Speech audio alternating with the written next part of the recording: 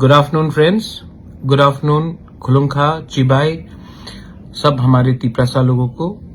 आपको सबसे पहले मैं आज मैं फेसबुक लाइव में आया हूँ थोड़े दिन के पहले बाद, तो I wanted to tell you a few things. मैं आपको सबसे इम्पोर्टेंट बात आज ये है कि हमारा आज मीटिंग हुआ था, एक दिन कल रात भी मीटिंग हुआ था, आज फिर से होगा श्री कपिल सिब्बल से। वो इंडिया के प्रोबेबली टॉप 3 या 4 लॉयर्स से है, बहुत नाम मतलब कि सबसे बेस्ट लॉयर्स में है इंडिया में।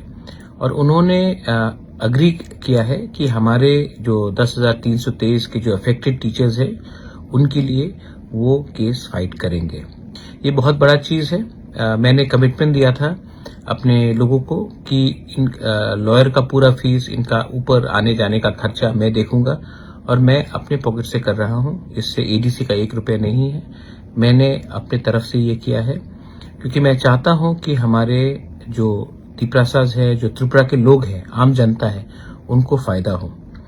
और जो कष्ट हमारे 10,323 टीचर से उनको हुआ है, बहुत लोगों ने सुसाइड किया है, बहुत लोगों का नौकरी चला गया, बहुत लोग मर चुके हैं, मैं चाहता हूं कि उनको इंसाफ मिले। कपिल सिब्बल जी जो हिंदुस्तान के टॉप 3-4 लॉयर्स में हैं, उन्होंने हमारा केस फाइट करने के लिए स्वीकार कर लिया है। इसके बाद हम फिर से जाएंगे, फिर से और एक बार आज उनके जूनियर्स के संग, उनके काउंसिल के संग हमारा बात होगा। और मैं आशा करता हूं कि ये जो केस है, इससे हमें रिलीफ मिलेगा। मैंने कमिटमेंट दिया था और ये कमिटमेंट का जो मेरा ड्यूटी है, मेरा कर्तव्य है, वो मैं पूरा कर रहा हूं।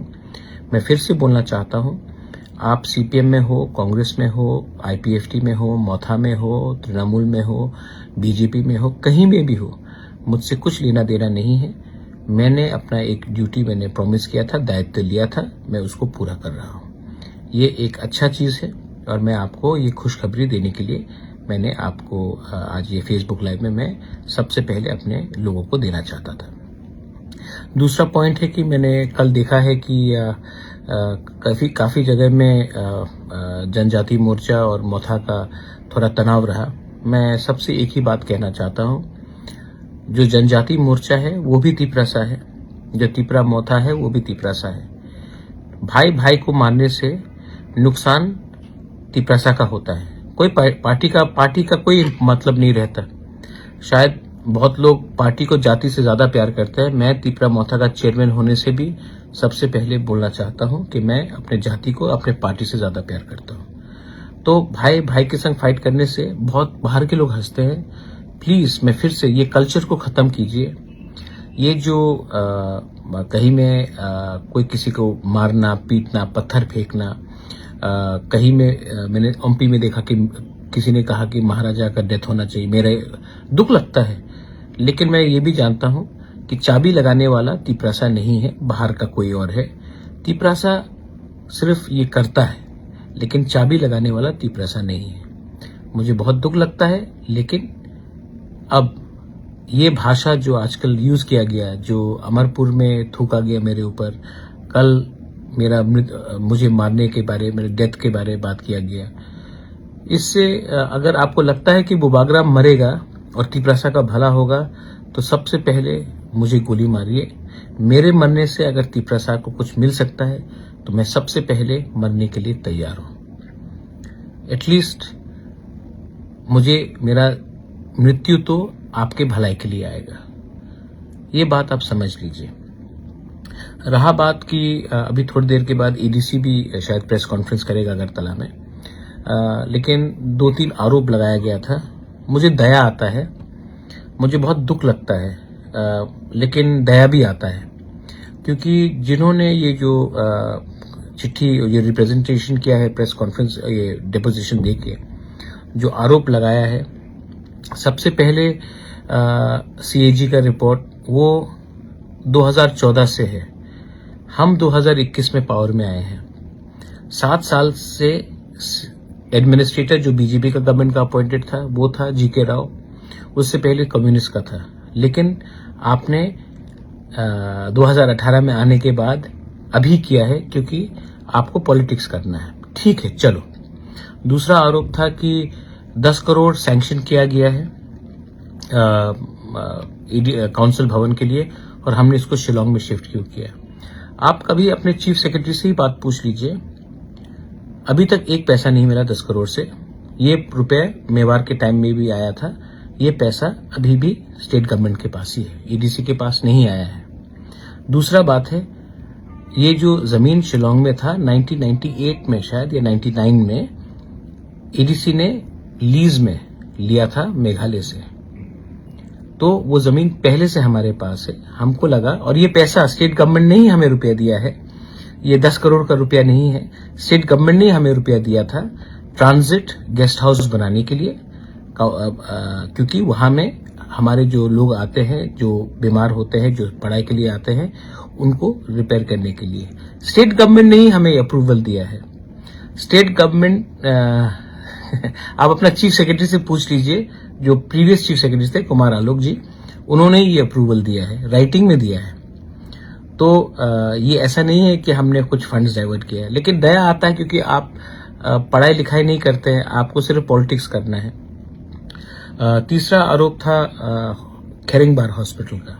सबसे पहले मैं एक बात बोलना चाहता हूं, जो लास्ट चीफ मिनिस्टर थे बिप्लब जी, मैं उनको सबसे पहले धन्यवाद बोलना चाहता हूं। उन्होंने अपना बड़प्पन दिखाया और उन्होंने हमें पैसा दिया खेरिंगबार को अपग्रेड करने के लिए।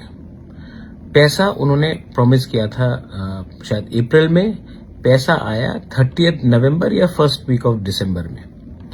हमने टेंडरिंग प्रोसेस किया, डिजाइनिंग किया और अब ये कागज रेडी है, टेंडर वर्क देना पड़ेगा।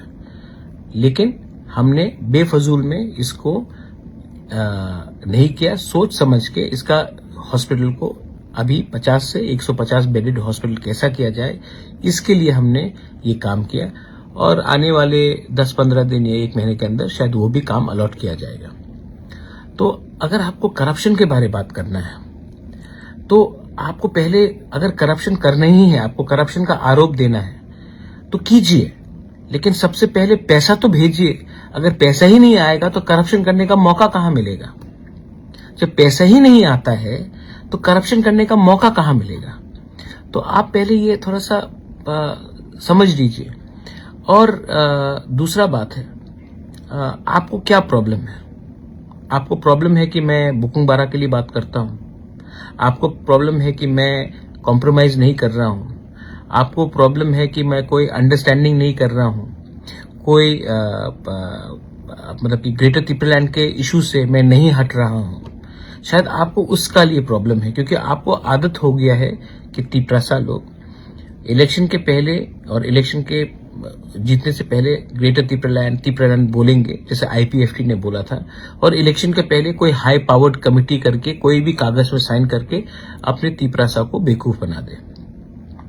ये आपको शायद आदत हो गया है कि आंचलिक पार्टी हमेशा कुछ और बोलेगा और लास्ट मोमेंट में पैसा लेकर अलायंस करके अपने तिपरासा का जो वादा किया था उसको हम लोग भूल जाएंगे।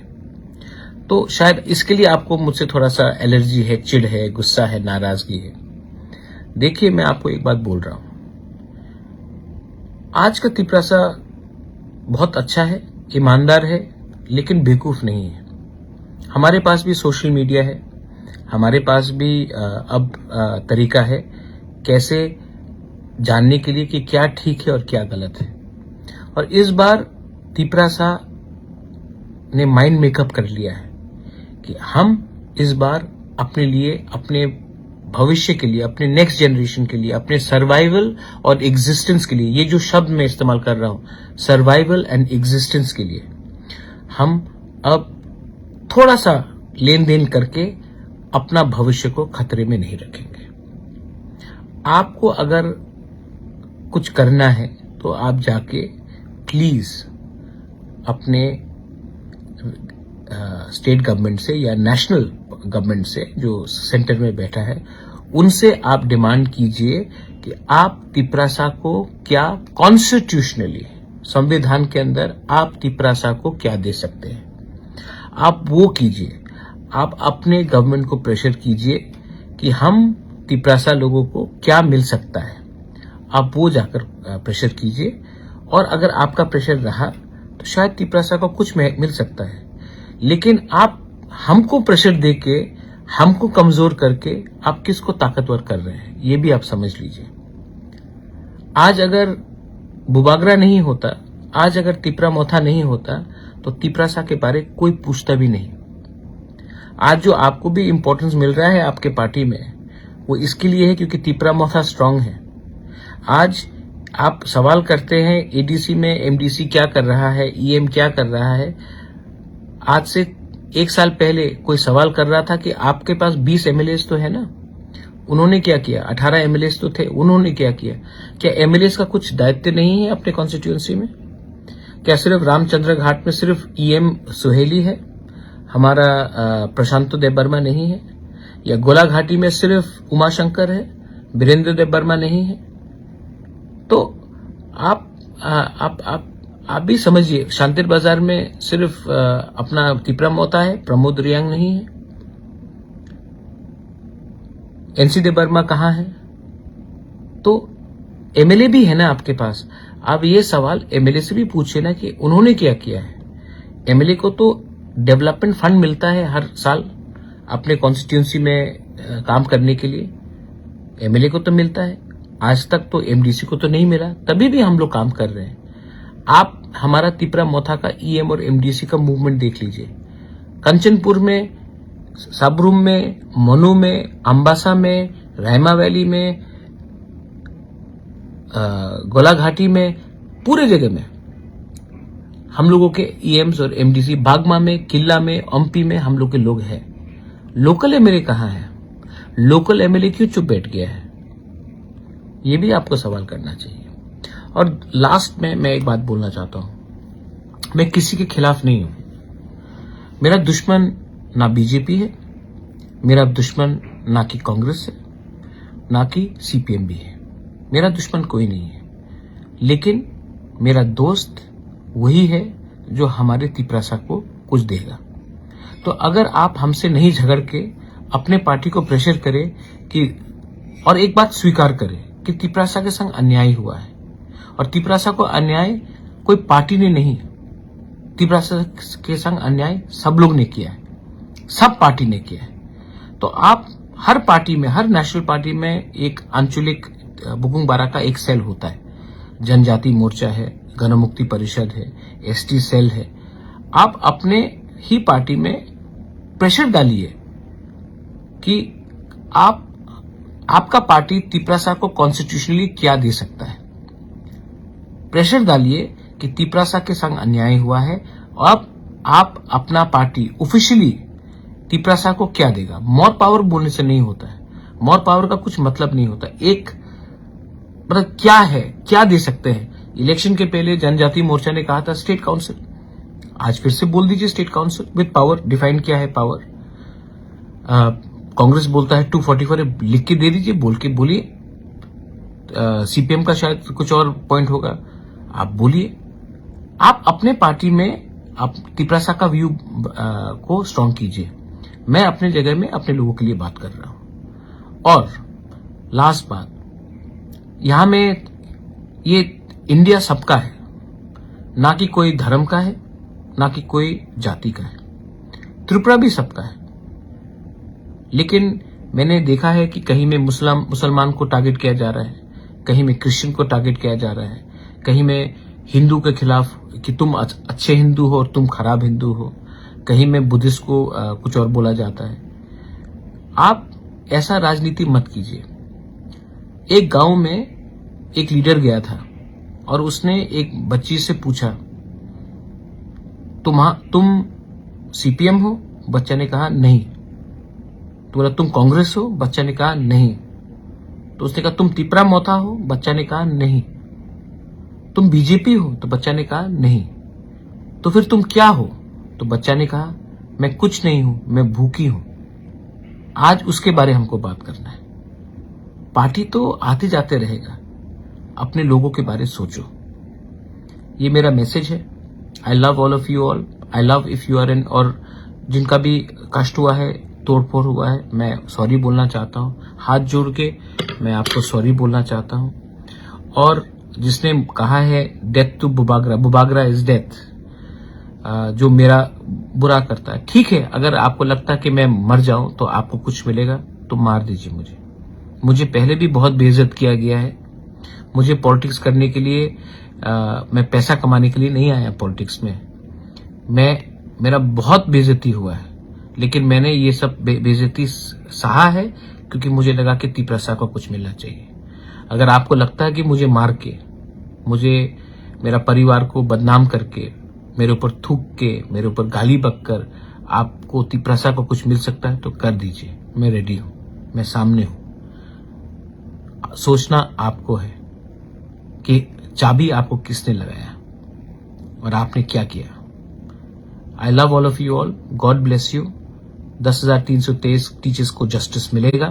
और मैं सिर्फ अपने दोस्त को जो बीजेपी में है बोलना चाहता हूं कि बीजेपी ने आप थोड़ा सा चीफ सेक्रेटरी का होमवर्क अच्छे तरीके से कीजिए। विदाउट होमवर्क आरोप लगाना गलत बात है। God bless you. बेलाइनो हम।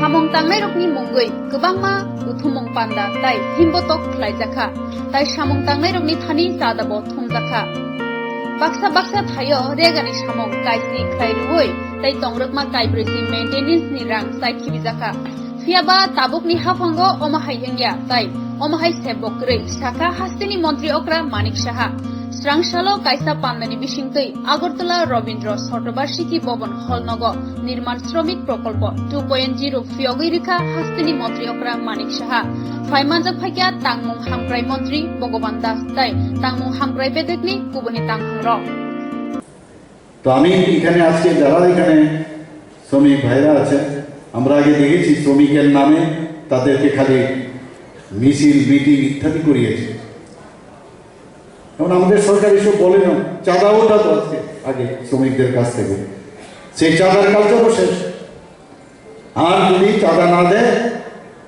তাহলে পরের দিন তাকে সেই রেগা শ্রমিকেও তার থেকে তাকে বিদায় দিতে হবে আমাদের সরকার পরিষ্কার বলেছে কোনো অবস্থায় কোনো জায়গার মধ্যে এই ধরনের কালচার আমরা কোনো অবস্থায় বরদাস্ত করবো না আর সুবিধাও নেই এখন তো ডিবিটির মাধ্যমে সব ব্যবস্থা হয়ে গেছে মাঝখানে মিডলম্যানের কোনো সুবিধা নেই দেখতাম আগে বিভিন্ন জায়গার মধ্যে বিভিন্ন মানে রাস্তাঘাটে যখন রেগা শ্রমিকরা কাজ করতো যিনি সর্দার ওখানে বসে থাকতো যদি 50টা ম্যান্ডেজ থাকতো সেখানে 10টা ম্যান্ডেজ দিয়ে বাকিগুলো লিখিয়ে দিত এসব দেখেছি আমরা এই কালচার এখন তো সুবিধা নেই এখানে যারা শ্রমিক ভাই বোনেরা আছে আমি ওনাদেরকে বলবো যে এই সরকারের প্রতি আপনারা প্রধানমন্ত্রী নরেন্দ্র মোদীজির প্রতি আপনারা আস্থা রাখুন আগামী দিন আমাদের ত্রিপুরা সরকার শ্রেষ্ঠ ত্রিপুরা বানানোর যে চেষ্টা করছে সেটা অবশ্যই আমরা করব এবং আপনাদের কোনো রকম যদি অসুবিধা হয় এখানে আমাদের লেবার ডিপার্টমেন্টের মাননীয় বিধায়ক এবং চেয়ারম্যান আছেন উনিও বিস্তর এখানে আলাপ করেছেন আলোচনা রেখেছেন মাননীয় মন্ত্রী মহোদয় আছেন আমরা আমাদের টিম আছে ক্যাবিনেটে সে বিষয়ে বিভিন্ন সময় কোনো ধরনের কোনো সমস্যা হলে আপনাদের এই আমাদের গোচরে আনবেন আমরা কথা বলবো এবং কাউকে আমরা অবহেলার চোখে দেখবো না উইথ রেসপেক্ট সমস্ত নির্মাণ শ্রমিক যারা আছেন উইথ রেসপেক্ট আমরা আপনাদের সাথে কথা বলি কারণ আমি সব জায়গায় বলি you are the bone of the society আপনারা যদি দেশ তৈরির আসলে কারিগর আপনারা বিশ্বকর্মার সাথে আপনাদের তুলনা করা যায় তা আপনারা যদি সব বিষয়ে যদি আপনারা দেশকে তৈরি করার কারিগর তা আপনাদেরকে কি করে আমরা উচ্ছুত করে রাখবো আপনাদেরকে কেন এক্সপ্লেন করবো আমরা আগে বলতো গরিবের সরকার গরিবের সরকার আমি বলবো গরিব বানানোর সরকার আগের সরকার ছিল গরিব বানানোর সরকার এবং যে কারণে আমাদের আরো বেশি পরিশ্রম করতে হয়েছে যদি একটা কারণ ডেভেলপমেন্ট সরকার আসবে সরকার যাবে ডেভেলপমেন্ট করে আমরা ডেভেলপমেন্ট করবো কি আমরা দেখলাম যে মানে শ্রমিকদের যে দুর্দশা তার জিরো থেকে আমাদের শুরু করতে হচ্ছে তাদের মান উন্নয়ন আর্থিক উন্নয়নের জন্য তো সেই বিষয়ে আমাদের সরকার প্রধানমন্ত্রী নরেন্দ্র মোদীজির যে চিন্তাভাবনা সেই চিন্তায় আমরা চলছি এবং আগামী দিন নিশ্চয়ই আমরা আরও নতুন নতুন প্রকল্প আমরা আনব এবং আপনারা জানেন যে 100 দিনের আমি একটা কিছু কিছু কাজ 100 দিনের মধ্যে করবো সেটাও সম্পূর্ণ হয়েছে এবং 100 দিন আমরা কি কি করলাম সেগুলো নিয়ে রিপোর্ট কার্ড নিয়ে আপনাদের কাছে আমরা যাবো শুধু তাই না প্রতি ঘরে সুশাসন আপনারা দেখেছেন যে বিভিন্ন যেসব বিষয়গুলো নিয়ে আমরা কোনো জায়গায় 100% হয়ে গেছে কোথাও আমাদের স্যাচুরেশন পয়েন্ট হয়নি সেইগুলো যাতে হয় প্রতিটা ঘরে ঘরে ব্লক লেভেলে এবং গ্রাম পঞ্চায়েতে এবং ডিসি পর্যন্ত আমরা সব জায়গায় মেলা করে আমাদের বিভিন্ন অ্যাওয়ারনেস প্রোগ্রাম করে সেইগুলো আমরা করছি যাতে মানুষকে আর অফিসে না আসতে হয় তো এইরকম একটা সরকার এখন কাজ করছে আপনাদেরকে সবাইকে নিয়ে তো আমি আর বিশেষ কিছু বলছি না আবার আপনাদের সাথে দেখা হবে এবং আগামী দিন আরও নতুন কিছু করা যায় কিনা সেই নিশ্চয়ই আমরা দেখবো আপনারা এর মধ্যে যে বিষয়ে কথা হয়েছে আমি রিপিট করতে চাইছি না যে ভাতার বিষয়ে কথা হয়েছে, 30,000 নতুন ভাতা আবার আমরা দিয়েছি, আপনারা দেখেছেন। আগে একটু ভাতা ছিল, সেই ভাতার মধ্যে আবার 30,000 নতুন ভাতাও আমরা দিয়েছি।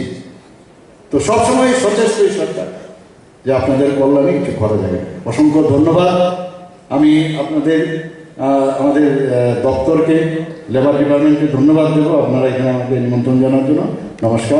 স্লোগান হয়েছে, দুনিয়ার শ্রমিক এক হোক, দুনিয়ার মজদুর এক হোক, অনেক স্লোগান হয়েছে। কিন্তু স্লোগান শুধু আর শুধু আমাদের সর্বনাশের স্লোগান ছিল, শ্রমিকদের সর্বনাশের স্লোগান ছিল, শ্রমিকদেরকে বিপন্ন করার স্লোগান ছিল। আজকে কোনো স্লোগানের প্রয়োজন নেই। আজকের স্লোগান হচ্ছে দেশের মাননীয় প্রধানমন্ত্রী সবকা সাথ, সবকা বিকাশ, সবকা বিশ্বাস আর সবকা প্রয়াস। আজকের স্লোগান হচ্ছে এটা সারা দেশব্যাপী। আর এই স্লোগানে আজকে রাজ্যের শ্রমিক পরিবার আজকে আর্থিকভাবে স্বয়ংসম্পূর্ণ হচ্ছে। আজকে গ্রামীণ কৃষক আর্থিকভাবে স্বয়ংসম্পূর্ণ হচ্ছে। জনজাতি এলাকায় বিভিন্ন স্কিমের মাধ্যমে আর্থিকভাবে স্বয়ংসম্পূর্ণ হচ্ছে। এই হচ্ছে সবকা সাথ, সবকা বিকাশ এবং সবকা বিশ্বাস প্রয়াসের মাধ্যমে সেটা হচ্ছে। তাই আমাদের একটা বড় কালো অধ্যায় আমরা পেরিয়ে এসেছি, একটা কঠিন দিন আমরা পেরিয়ে এসেছি। সেই দিনে আমরা কি দেখেছি? শ্রমিকের উপর জুলুম, প্রচন্ড পরিমাণ জুলুম। সে মনরেগার শ্রমিক হোক, আর কৃষি শ্রমিক হোক, নির্মাণ শ্রমিক হোক, যে কোনো ধরনের শ্রমিক হোক, প্রত্যেকটা শ্রমিকের উপর জুলুম হয়েছিল। বিভিন্ন ধরনের জুলুম হয়েছিল। আমি উদাহরণস্বরূপ বলছি, আমাদের ধলাই জেলার সেই নালকাটাতে একটা ফ্যাক্টরি হয়েছিল, জুস ফ্যাক্টরি, নেড়ামে। নিশ্চয়ই আপনারা সেটা জানেন, সেই নাম আপনারা শুনেছেন। সেই নেড়ামে যখন হয়েছে, গভর্নমেন্ট অফ ইন্ডিয়ার অর্থে সেটা হয়েছে। সেখানে দিন রাত্র শিফট নিয়ে শত শত শ্রমিকের কর্মসংস্থানের ব্যবস্থা হয়েছিল। একটা টাইমে কি হয়েছে যে একটা শ্রমিকের স্থায়ী কর্মসংস্থানের ব্যবস্থা হয়ে গিয়েছে, কিন্তু সেদিন সেটা এরা মেনে নিতে পারেনি, সহ্য করতে পারেনি। তাই অ্যাডভান্সটারি শুরু হয়ে গিয়েছে। আমরা সিআইটি শুনেছি, সেই সিআইটির মাধ্যমে এখানে আন্দোলন শুরু হয়ে গেল। একটা টাইমে সেই নেরামের জুস ফ্যাক্টরি সেটা বন্ধ হয়ে গিয়েছে। আর হাজারো আমার শ্রমিক ভাই বোনের কর্মসংস্থান হারিয়ে গেছে, তাদের পেটে আঘাত পড়েছে। এই ছিল শ্রমিক ধর্ম, এই ছিল শ্রমিক প্রেম, এই ছিল শ্রমিকদের সঙ্গে প্রতারণা। এই তো আমরা দেখে এসছি।